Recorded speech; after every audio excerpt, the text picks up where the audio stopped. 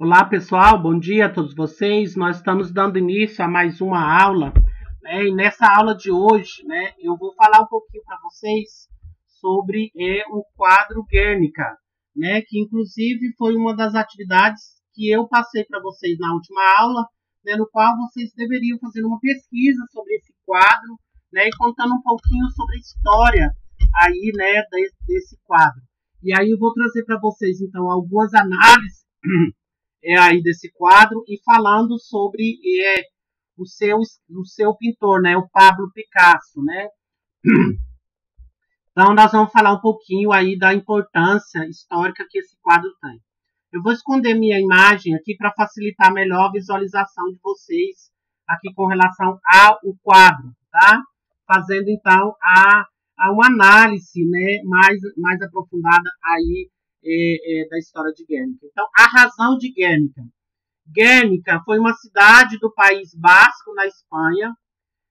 É no bombardeamento a essa cidade que se baseia o trabalho genial de Pablo Picasso, né? Então, a obra, né, do Pablo Picasso, né, foi inspirada nessa cidade aí, né, da Espanha, né, no País Basco, que foi inspirado, né, a pintura, né, da obra aí do Pablo Picasso, que é inclusive considerado como um dos pintores mais importantes aí do século XX. O bombardeamento. A catástrofe basca deve-se ao rebater da Guerra Civil da Espanha. As tropas alemãs, apoiantes do Francisco Franco, que era o ditador, né, espanhol naquele momento, né, que é o que inclusive vai estabelecer, né, um sistema ditador aqui, né, chamado de franquismo. Eles atiraram sobre a cidade com o pretexto de albergar os manifestantes, né? Então, foi aí durante a implementação dos regimes totalitários, né, que foi estabelecido aí, né, os bombardeios a essa cidade espanhola, né, que inspirou aí o quadro do Pablo Picasso. La Guernica foi pintada por Pablo Picasso com o principal intuito de mostrar ao mundo o horror, né, cometido aqui, né, pelo atentado alemão, o horror da guerra, né, o horror à implementação do regime nazi-fascista. Quando nós falamos de denúncia artística aqui, né, vem na nossa cabeça logo o quadro Guernica. Né, o pintor representou as gravuras no seu tão querido estilo cubista, né, que inclusive eu vou falar para vocês mais à frente o que foi o estilo cubista, que inclusive é o estilo artístico, né, que esteve muito presente aqui no século XX, inclusive durante, né, esse período de implementação dos regimes totalitários. Tá? Eu vou falar com vocês então sobre o cubismo, né, mais ao final, na segunda parte desse vídeo aqui, falando para vocês, né, do que foi esse movimento, esse estilo artístico conhecido como cubismo. Agora nós vamos fazer aqui uma análise da pintura, né? Pintada no estilo cubista, La Guernica não é uma réplica. É uma bonita paisagem, mas sim de um acontecimento horrível. O que levou então Picasso a escolher o preto e o branco e o cinzento para representar essa atrocidade, né, acometida aqui durante essa implementação dos regimes totalitários. Quais são os sentimentos, né, impregnados aí no quadro Guernica? Como em todos os trabalhos do Picasso, os personagens de Guernica representam sentimentos quer do pintor, quer da situação. Né? Então, o Pablo Picasso, ao pintar nessa obra, aí ele vai representar, ele vai deixar transparecer, né, o sentimento, né, por ele aí acometido pela implementação dos sistemas totalitários, né, e da guerra. Né? Então, estes passam por valor, orgulho, estabilidade, lamento, súplica, morte, destruição, ascensão, agonia, ingenuidade, busca e pânico. Então, esses, gente, são todos os sentimentos expressos aí nessa única obra, né? O Picasso, ao desenhar, ao retratar essa obra, ele tenta repassar todos os valores e sentimentos que eu acabei de ler para vocês aí, né, expresso nessa única obra. Elemento a elemento. Agora nós vamos falar parte por parte aqui da obra. Guernica, toda a cena é uma representação do contraste, não só conseguido pelos sentimentos de dor transmitido, mas também pelas cores opostas empregadas. Principal contraste aqui, vida e morte, né? Então, é impregnado, né? É nitidamente representado aqui nesse quadro a vida e a morte, né? Causado aqui, né? Por esse ataque aí da cidade basca, né? Guernica. Aqui, né? Você vai ver nessa primeira parte aqui do quadro, você vai ver à esquerda o touro. O touro, gente, é uma metáfora da decisão e do orgulho, funcionando como a marca do próprio pintor, né, no qual ele vai representar aqui através desse pintor, né, essa metáfora da decisão aqui, dessa ideia do orgulho, né, funcionando aqui até como uma marca própria do pintor. Depois aqui nesse outro, né, quadrado aqui, você vê a pomba à esquerda, que é o sinônimo de paz. Esse significado por si só é um contraste completo de toda a imagem. Uma prova de genialidade de Pablo Picasso, né, no qual ele retrata metaforicamente, né, a necessidade de paz, né, numa sociedade extremamente destroçada aí pela guerra. Depois, nesse outro parte aqui, né, nós temos o cavalo ao centro, que é representativo do instinto animal, logo das insensibilidades, né, bombistas aqui. Então, ele está representando aqui nessa imagem metafórica, né, essa insensibilidade aqui dos bombardeios, né? Embora o ataque não seja atribuído às forças espanholas, alguns críticos tomam-se como forças nacionalistas espanholas. Então, ele, metaforicamente, ele retrata essa insensibilidade, essa incapacidade aqui do ser humano, né, de sentir dor, de sentir remorso, né, pela prática, né, aqui da guerra. Depois você vê aqui a lâmpada ao centro no topo, associada ao sol, a omnisciência divina, que aqui observa a cena sem se manifestar de qualquer forma. Então, essa lâmpada, ele está fazendo associando-se ao sol e à figura divina, né, a onisciência, né, de Deus aqui, né, que vê e que não faz nada, né, deixando que a própria sociedade traça os seus próprios caminhos, né? Então, aqui o artista, ele quer observar, né, trazer essa ideia. Depois aqui, né, nesses 4 recortes, você, por toda a obra, você pode ver, então, mulheres, né, retratado aqui o sofrimento e a injustiça, né, desse acontecimento. Espelho da ingenuidade perante a situação. O desespero, né, aqui de toda a sociedade diante de toda essa tragédia, né, está bem patente em todas essas figuras, né, está presente aí, né, em todas essa imagem da tristeza e do desespero e não poder fazer nada. Depois, à esquerda, você vê criança, sentimentos de injustiça, mágoa e obscuridade do acontecimento. A criança morta é uma das gravuras mais chocantes de todo o quadro, né? Você vê aí a mãe chorando, né, pelo filho morto nos seus braços, né?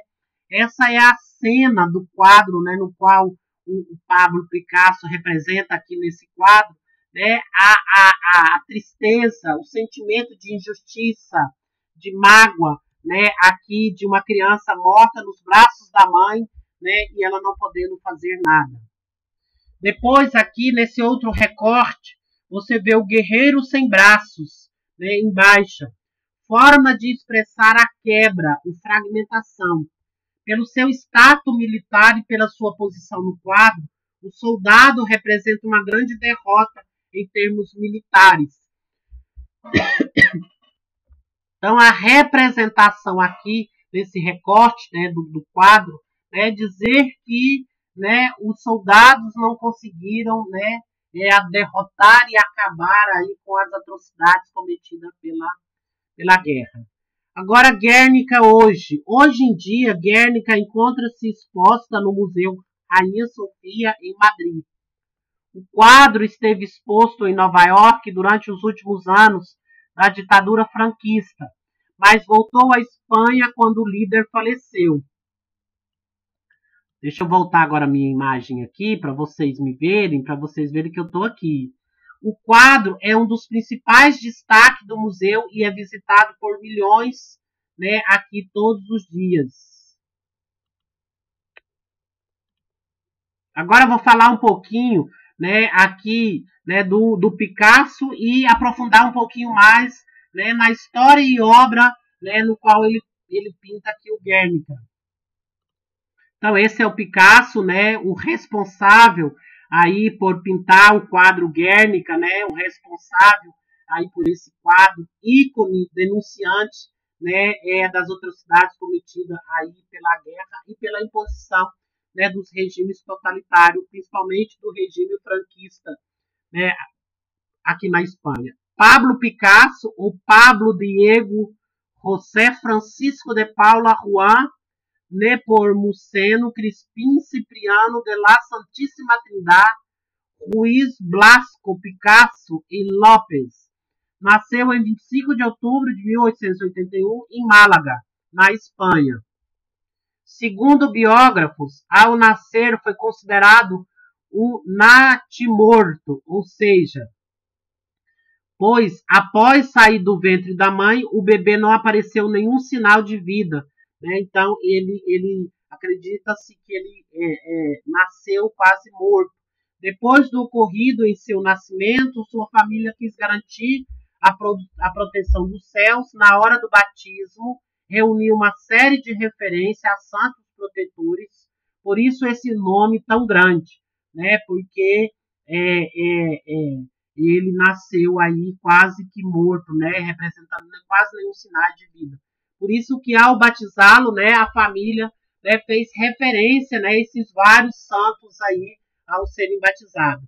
Picasso passou por várias fases com características e elementos distintos de pintura, porém trabalhou também, né, com coerência, esculturas e gravuras, sendo tudo motivado, né, por seus amores. Então, o Picasso viveu aqui um período, né, da fase azul, né, em 1901. Os quadros da fase azul caracterizam-se pelo quase monocromático, né, ou seja, utilização aqui de poucas cores. As telas são realizadas em uma gama estreita de cores, variando em tons de azul e tons pastéis, né? Então, né, o monocromático tem essa ideia, né, da junção dos tons aí, ele utiliza então esses duas cores mais de vários tons. O tema é sempre a pobreza e a morte. Os personagens são envolvidos por uma aura de solidão e desespero. Os olhares são entristecidos, a tez pálida, os pés descalços, né? Então, esse é a primeira fase, né, aqui do Picasso, né, em representar aí nos seus temas, né, variando aí os tons azuis e tons pastéis, né, e representando a pobreza e a morte, né, a tristeza, o desespero, né, aqui, né, crianças, né, com os pés descalços, que é o que vocês podem observar, né, nesse quadro, que é chamado A Vida, de 1903. Essa pintura é inspirada no suicídio do pintor Casagemas, amigo de Picasso.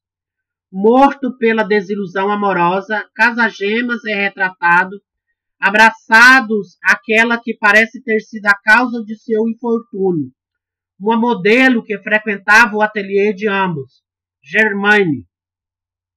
Talvez Picasso quisesse garantir ao amigo o abraço da amada, ao menos na eternidade do imaginário da arte. Então, esse quadro chamado A Vida, de 1903, é pintado a óleo sobre tela e que está no Museu de Cleveland, o Museu de Arte em Cleveland. Depois, A Fase Rosa, né, de 1905. A Fase Rosa é o retorno do artista à alegria da vida. Os tons azuis e a melancolia da fase anterior são amenizados aqui pela introdução de um novo tema, os saltimbancos, assim uma nova gama de cores mais variadas. Picasso vai explorar este tema em inúmeras situações, demonstrando o seu apreço pela vida circense. Né? Então, aqui ele vai trazer o circo, né? A alegria, né? a festividade aqui nas suas pinturas. Retratou famílias de acrobatas, mulheres com seus bebês em meio a animais do circo, meninos treinando malabarismo sobre bola, meninas adestrando cavalos. As cores são mais suaves, predominando os tons vermelhos, muito pálidos, assim como o tom geral da pintura torna-se mais luminoso. Então aqui você vai ver, né, o quadro, né, chamado e titulado como A Família de Saltimbanco, de 1905. Em 1914, essa obra atingiu mais alta cotação que jamais uma obra de um pintor vivo havia alcançado. Conhecido também por Os Saltimbancos, o quadro foi resultado de um longo e minucioso trabalho prévio, marcado por modificações e recomeços. É ainda considerado como um símbolo do período rosa, pela diversidade de cores e pela presença da família circense, que alegra muito os pintores, ambos característicos marcantes do período. A Família de Saltimbancos, de 1905, né, é uma pintura óleo sobre tela, está na Galeria Nacional de Arte, né, em Washington, nos Estados Unidos. E aí, em 1907, a gente inicia essa fase do cubismo, né, que seria então o estilo, né, aqui artístico. A primeira tela cubista de Demoiselle d'Avignon, retratado em uma cena de meretrício, Picasso converte as personagens em verdadeiros ícones primitivos anímicos. Como deusas da fertilidade e tribais, as personagens tornam-se míticas pelas misturas de aspectos antropomórficos, com geotrismo típico de arte primitiva. Essa mistura, né, essa mistura de antropomorfologia, né, a mistura do humano com o animal. As principais características desse tipo de arte: a geometrização das formas e volumes, a renúncia da perspectiva, o claro e o escuro perde a sua função, a representação do volume colorido sobre superfícies planas, sensação de pintura escultórica, cores austeras do branco ao negro, passando pelo cinza, por um ocre apagado ou um castanho aí suave.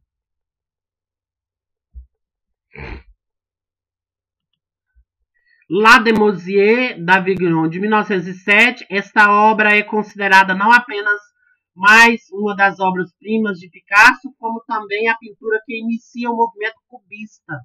Né? Então, esse estilo aqui, né, retratado é o estilo cubista, né, no qual inicia-se esse movimento que representa uma cena de bordel na rua de Avignon, em Barcelona. O estilo agressivo da pintura é uma mescla da fase rosa de Picasso com a arte africana e oceânica, especialmente máscaras rituais, como vocês podem ver aqui na presença dos rostos das mulheres, né, que fazem essa alegoria às máscaras africanas. Esse quadro, né, Óleo sobre Tela, está no Museu de Arte Moderna em Nova York, nos Estados Unidos. Cubismo analítico, de 1909. O cubismo analítico é bastante diferenciado. Surgiu sobre a influência de Cézanne, Picasso e Branque, que buscava ampliar os aspectos geométricos. Então, é importante ressaltar, né, aqui no estilo cubista a geometria, né, os estilos, né, que busca aqui o elemento da geometria. A figura deixa de ser representada dentro dos cânones clássicos e passa a ser descrita em termos de uma multiplicidade de pequenas áreas que apenas sugere as formas dos corpos.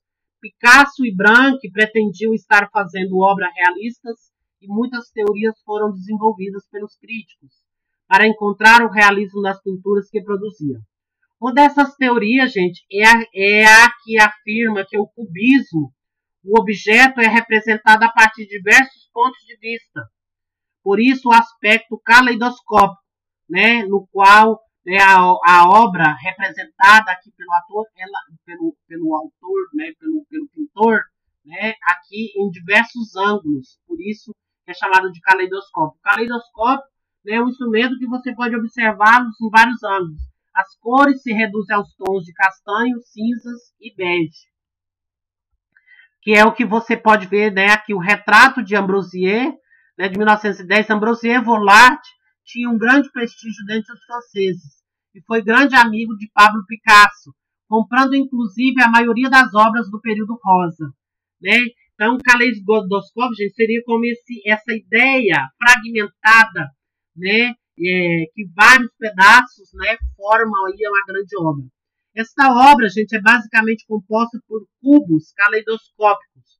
Suas cores e formas permitem identificar características do homem retratado, que costumava ser muito sério e de expressão fechada. Há ainda a distribuição dos planos em torno da fase que produz um efeito de possível irradiação da área. Esse quadro, né, de 1910, Óleo sobre Tela, está no Museu de Kukla, em Moscou, na Rússia. Então, gente, dá para vocês observar, né, a presença, né, das obras do Pablo Picasso em várias partes do mundo. O cubismo sintético surgiu da qualidade das superfícies cubistas como elementos decorativos e chega ao estágio ornamental. Se anteriormente no cubismo analítico a gama das cores variava pouco entre o verde, o marrom e o ocre, no cubismo sintético vamos encontrar uma maior variedade tonal, né? Então há a presença de uma maior variedade nos tons das cores. Introduz ainda letras, palavras, números, pedaços de madeiras, vidro, metal e até objetos inteiros nas pinturas. O cromatismo variado é somado a uma maior valorização das superfícies, pela sua própria qualidade estética, especialmente pelo destaque das texturas. O próprio desenvolvimento do cubismo desmente qualquer análise que aponte aqui ao realismo em suas obras. Entre a descrição da realidade e a estética, Picasso ficou então com a representação da estética. Aqui vocês vão ver então mais uma presença, né, aqui geométrica, né, a busca da estética e o jogo das cores, né? Esse quadro é de 1921, como planos, ele se rearticula no espaço pelo jogo de contiguidade e sobreposições. Em alguns pontos da tela, a cor recupera o contínuo de um corpo atravessado por outro. Como no caso do músico de branco atravessando, que é pela mesa, né? Como se a mesa estivesse atravessando, né, o músico de branco. O mesmo não ocorre com a área em azul acinzentado. Em torno dos olhos do músico do meio, a mesma área invade o músico de branco e perpassa por baixo da partitura à direita. Impossível saber a quem pertence essa forma. Ao invés de colagem, todas as diversas texturas vistas aqui são reproduzidas meticulosamente com o pincel. Os três músicos são totalmente convertidos em polígonos, cujas poucas remanescências humanas são círculos colados a títulos de olhos e as pequeníssimas mãos que empunham os instrumentos. Aqui nós temos então os três músicos, ou os músicos mascarados, de 1921. Óleo sobre Tela está no Museu de Arte Moderna, também em Nova York, nos Estados Unidos. E aí, gente, o Picasso, Pablo Picasso, né, ele também, né, trabalhou aí no outro estilo artístico, que é o classicismo, que é também representar nas suas obras um clássico. O clássico é remontar lá as antigas, né, civilizações grega e romana. Então, valorizar o clássico, o antigo, né, de 1917, o classicismo foi um movimento cultural que valorizou e resgatou elementos artísticos de cultura clássica greco-romana. As características do classicismo: valorização dos aspectos culturais e filosóficos das culturas das antigas, Grécia e Roma, busca o equilíbrio, o rigor e a pureza formal, abordagem de temas universais, como, por exemplo, os sentimentos humanos, pintavam cenas do cotidiano, uso de formas diversificadas e a presença das cores. Então, Picasso, né, além de utilizar o cubismo, né, nos seus estilos aqui de obra, ele também busca ir no classicismo. Né, ele vai remontar lá o clássico, Mulher em Frente ao Espelho, de 1932. Nesta obra, Picasso converte o corpo humano em um arabesco. Arabesco, gente, é o estilo arquitetônico que existia lá nas antigas civilizações, Grécia e Roma, que tem esses formatos assim, né, ondulados. O ornamento, né, o arabesco é um ornamento. Embora sugira de longe a anatomia humana, especialmente no perfil do rosto da menina, todo o resto da pintura é um inventar com formas típicas dessa fase do artista.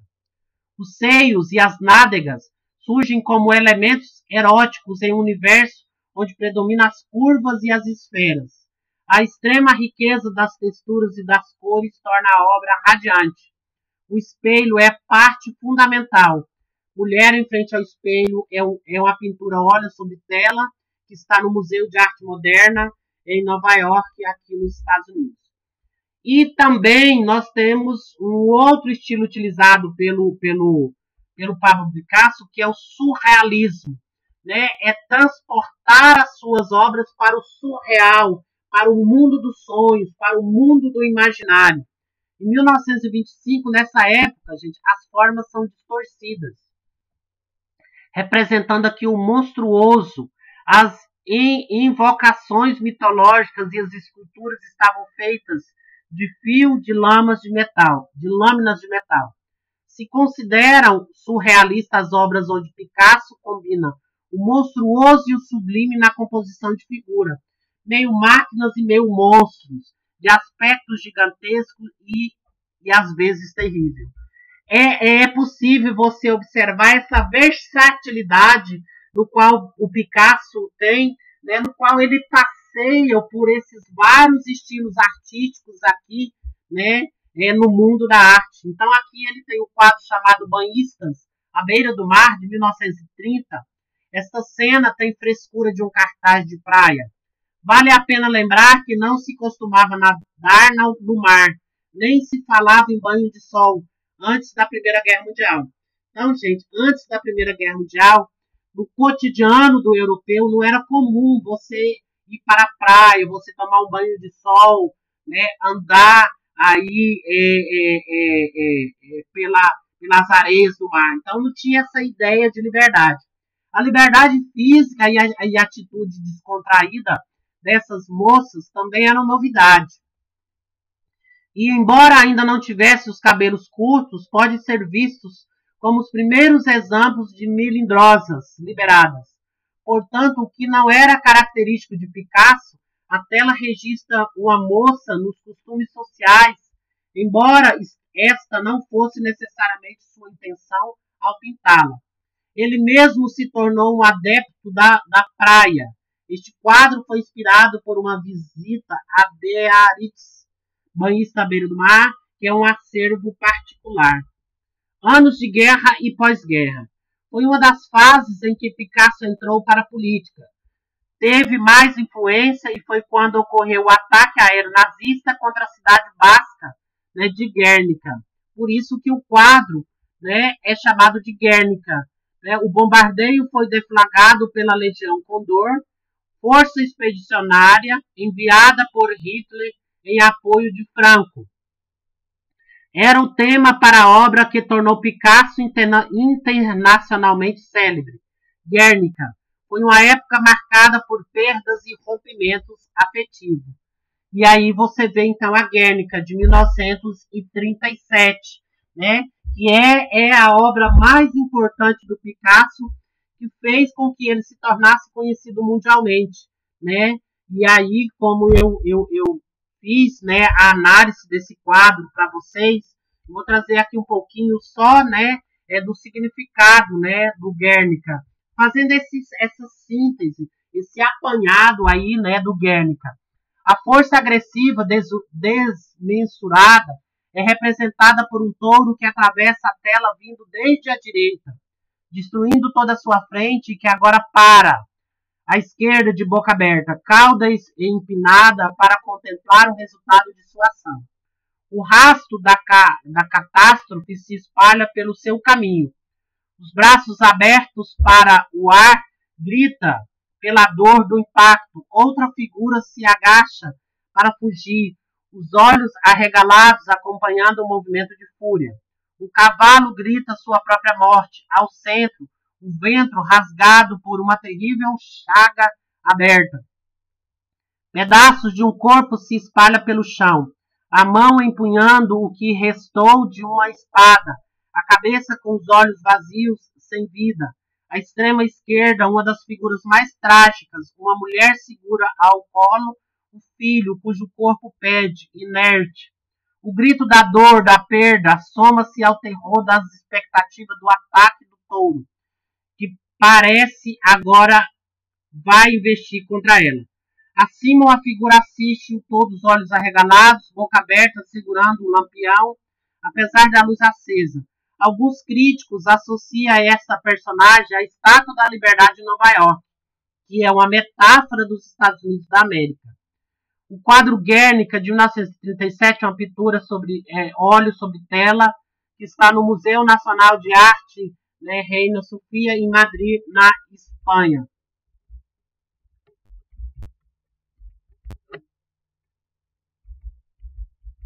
A fase final, sem a companhia de François Charlotte e distanciando do Partido Comunista, Picasso se fechou em si mesmo. A solidão durou pouco. Em 1954, Jacqueline Hoff passou a viver com ele. Jovem, divorciada e com a filha, Jacqueline era parente da família Ramier de cerâmica moldoura, retratada como uma esfinge moderna. Jacqueline tornou-se sua esposa, casaram-se em 1961 e sua enfermeira.